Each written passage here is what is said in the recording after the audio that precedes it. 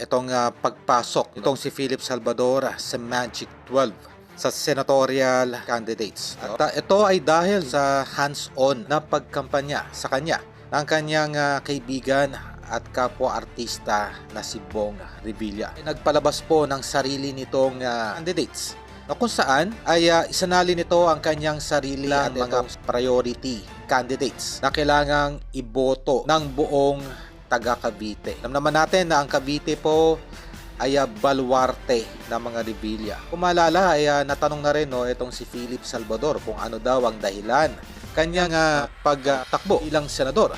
At kanyang sinagot na ito daw ay dahil sa mga request ng taong bayan sa kanya.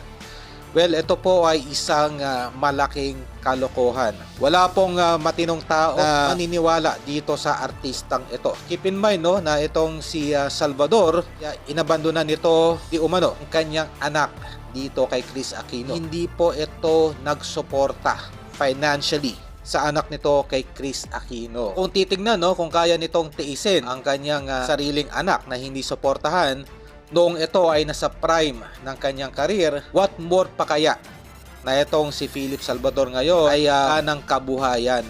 Okay, kumbaga hindi na po ito active ngayon sa mundo ng show business. Siguro ito yung magiging transition nitong si Salvador kung saan ay kung ito man ay palari ay ito ay muling magbubuhay hari. Gaya ng kanyang kaibigan na itong si Revilla na tinatamasa ang lahat ng karangyaan dahil sa politika. Mga helpless and the hopeless po ang nagsasabi sa akin tumakbo akong senador.